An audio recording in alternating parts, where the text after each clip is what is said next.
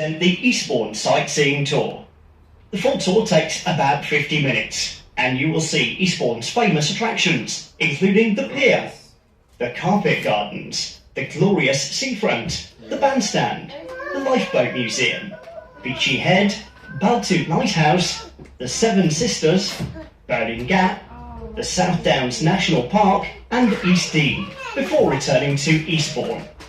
Your ticket gives you the freedom to hop on and hop off the tour bus as many times as you like for the next 24 hours, giving you the perfect opportunity to explore Eastbourne and the surrounding area at your leisure.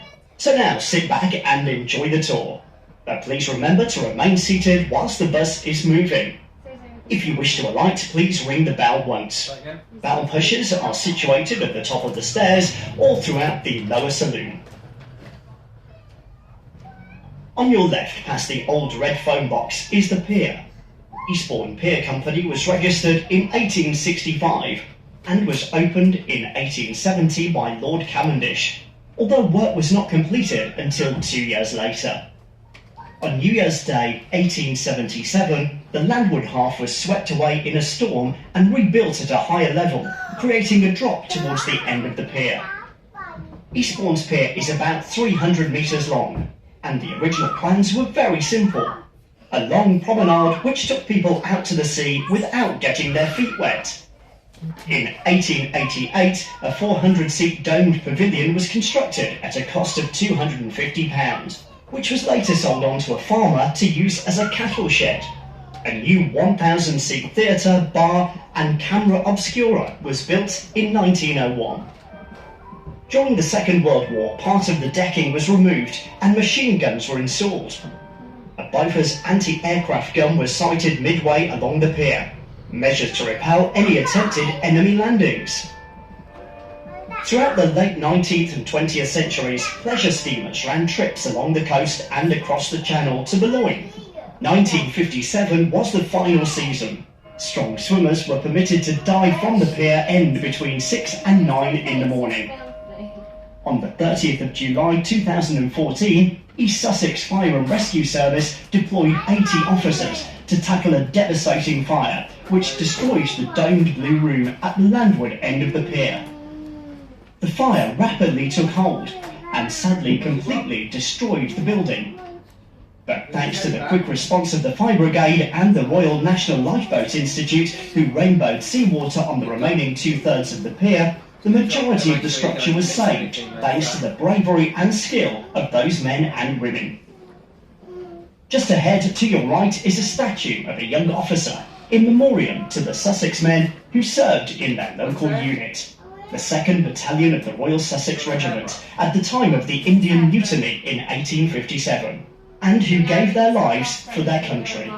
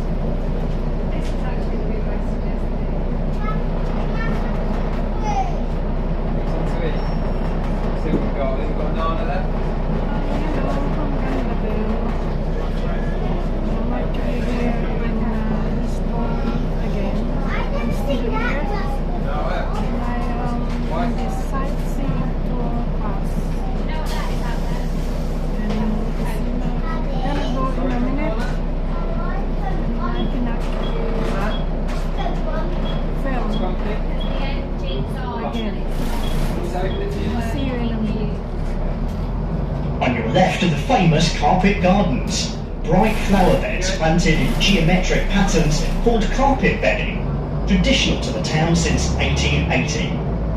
These beds are propagated in the council's own nurseries. Opposite the carpet gardens is the sad site of the former Claremont Hotel, destroyed by fire on November the 22nd, 2019. This beautiful Grade 2 listed building was very like the next door Burlington Hotel, and it is hoped that the new building can soon rise up to take its place in a similar style. Look out for the bandstand on your left with its blue roof. Built in 1935, there is no other like it in the United Kingdom, offering a wide variety of live musical entertainment with over 140 events each year, including firework displays, children's concerts, brass bands and popular tribute bands. There is seating for 1,400, and when it first opened, the entrance cost 3 old pennies. This is the stop for the bandstand.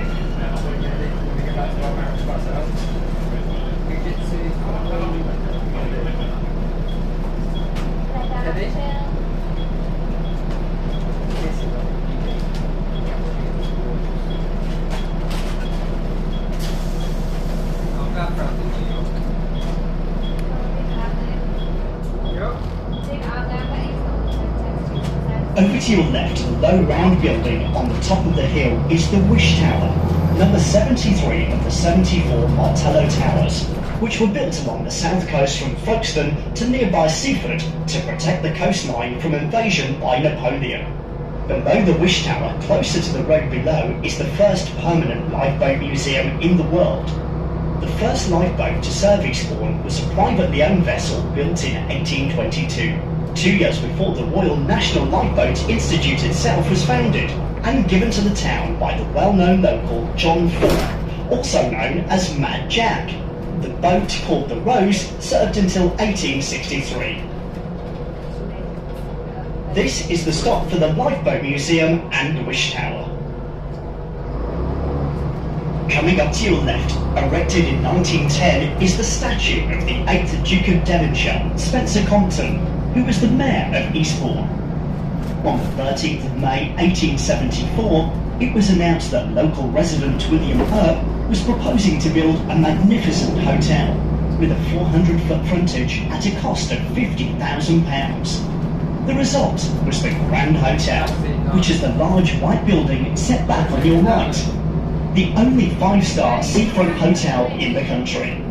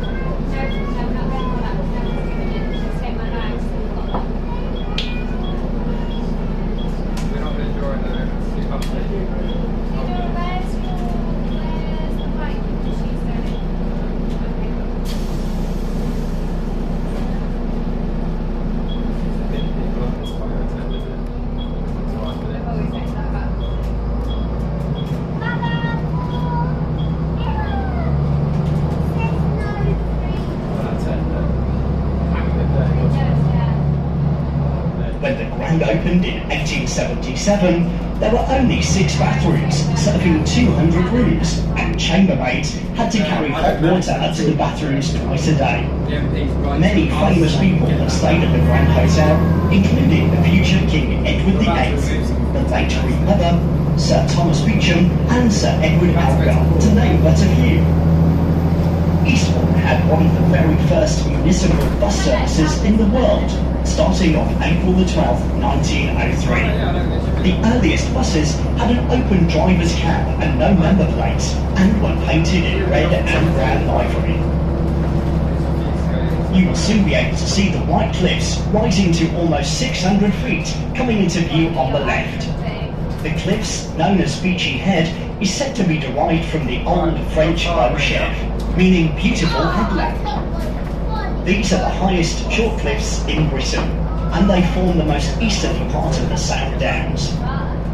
The one on your left are the Honeywell Gardens, a wonderful sun trap with rockeries and a tea chalet. Before being landscaped by the town council in the winter of 1904, this was a huge chalk quarry, but it was discovered that the excavation was polluting a nearby water spring.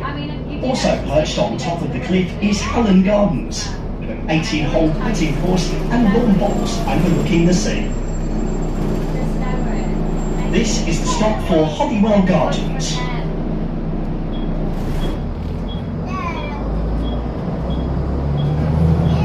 The Victorian building on your right was the All Saints Convalescent Hospital, built in 1869. Originally an Anglo-Catholic nunnery. Due to the climate here being considered good for the health, many hospitals and nursing homes were built in Eastbourne. Since closing as a hospital in 2004, the chapel is used as a venue for weddings and formal dinners. On your left are the Italian Gardens. These are unusual secluded lawns with a seated wooded amphitheatre carved out in the cliff face. Next is Bede School, founded in 1895 by Mrs. Frances Brown. During the war, the school was evacuated and the building used to train over 2,000 code breakers. Coming up is the stop for the foot of Beachy Head.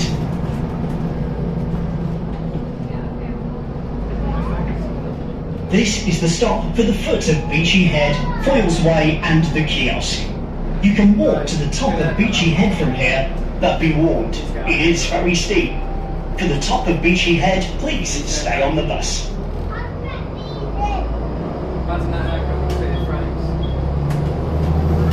Eastbourne was mentioned in the Domesday Book, but it was then known just as Bourne. East was added in the 13th century. The Bourne stream itself has been diverted many times over the years to fill ponds, power water mills and even to supply brewery. Eastbourne prospered during the Middle Ages as a sheep farming area and thriving fishing centre. In 1555, the settlement was sold to 3 wealthy Sussex families, the Burtons, the Gildridges and the Selwyns, whose legacy can be seen throughout the town today by way of street names and features. An essay by Dr. Richard Russell in 1752 extolled the medicinal benefits of the seaside. His views were of great advantage to the south coast, and Eastbourne became known as the Empress of watering places. By the mid-19th century, most of Eastbourne was owned by just 2 families. Most of the land owned by the Cavendish family was along the seafront, whereas the Gilbert family's land was generally slightly inland. We're now gradually climbing up the chalk downs, and it is this hill that the residents of Eastbourne can thank for keeping them sheltered from the worst high winds. The cliffs of Beachy Head face southwards, and are therefore subject to severe southwesterly gales. And it's the constant erosion of the cliff faces by these storms that maintains the magnificent whiteness of the cliff face. The coast is receding by up to 3 feet a year, and sometimes there's even a larger fall.